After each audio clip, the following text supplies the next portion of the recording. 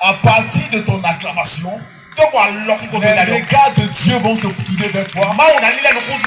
Et cette fille-là a besoin de tes pour acclamer, je veux que tu te tiennes debout. Pour montrer un peu le respect que tu as pour l'autorité. Parce que positionné, et tu vas acclamer très fort Jésus, Jésus, Jésus, Jésus, Jésus, Jésus, Jésus. Alors, il t'écoute. Jésus, Jésus, très fort, très fort, très fort, très fort, très fort. Jésus, Jésus, Jésus, Jésus. Alléluia. Amen. Alléluia. Le Seigneur est bon. Alléluia. Amen. Tu vas t'asseoir dans la présence de Dieu. Et je veux saluer, n'est-ce pas, tout abonné au nom de Jésus. Je veux saluer les autorités administratives. Je veux saluer les autorités religieuses. Je veux saluer tous les pasteurs, tous les évangélistes, tous les apôtres, les prophètes et les docteurs d'Abomey. Je veux saluer tous les enfants de Dieu d'Abomey. Je suis l'apôtre Théophile Nglolet. Je viens de la Côte d'Ivoire. Pour qu'ensemble, nous puissions adorer le Seigneur. Alléluia. Donc tu seras très attentif. Je ne serai pas long, mais je serai concis et précis. Si tu écoutes la parole de Dieu, si tu te disposes à entendre la parole de Dieu, elle fera un effet dans ta vie. Alléluia. Amen. Alléluia. Alléluia. Nous allons ouvrir nos Bibles.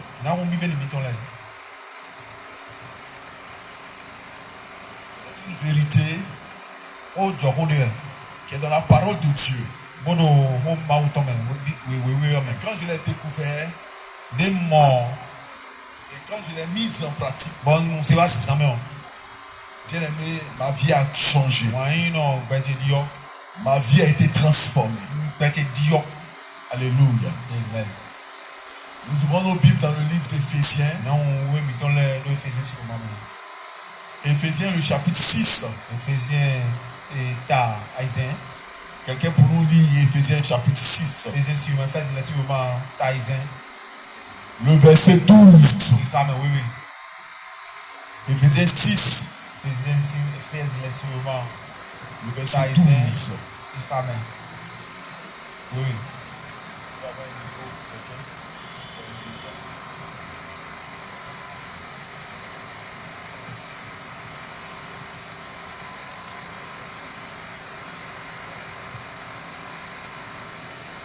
Éphésiens 6, le verset 12.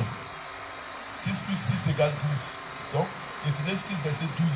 C'est un verset que nous devons mémoriser. Car nous n'avons pas à lutter contre la chair. Nous n'avons pas à lutter contre la chair Et le sang. Mais contre les dominations. contre les dominations. Contre les autorités. Contre les princes de ce monde. Contre les princes de ce monde de ténèbres. Contre les esprits méchants. Et contre les esprits méchants. Dans les lieux célestes. Dans les lieux célestes. Ça clame très fort pour la parole.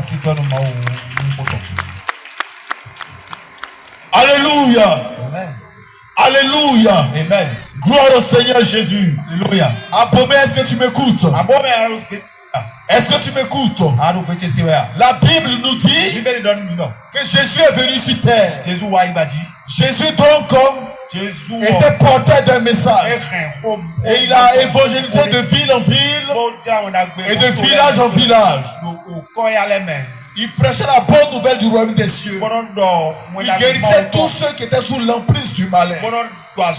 Mais avant de partir, il a demandé à ses disciples de rester à Jérusalem jusqu'à ce qu'ils soient revêtus de la puissance d'en haut.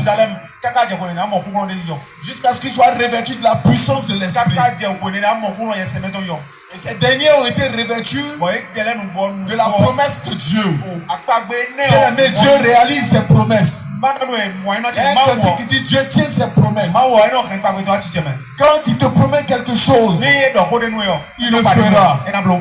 Le peuple d'Israël autrefois était en captivité en Égypte. Et il a eu à dire, Moïse, j'ai entendu les cris que me fait que les Israélites poussent.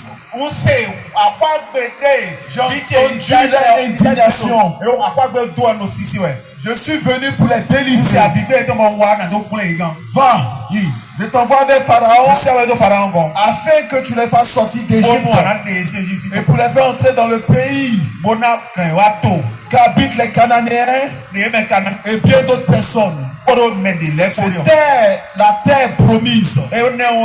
On appelle ça la terre promise parce que Dieu leur a promis cette terre. Cette terre promise était occupée. Cette terre promise était investie par un autre peuple. Dieu a promis et il a réalisé ses promesses. Il a tenu ses promesses. Peut-être que sur ta vie, il y a une promesse de bénédiction. Il y a une promesse d'élévation. Et cette élévation est vécue par un sorcier. Cette bénédiction est avalée par un sorcier. Cette bénédiction est gardée par des démons. Parce que tu n'es pas accès. Mais je suis venu te dire, quand Dieu promet, il le fait. Et ce soir, tu vas rentrer dans tes promesses.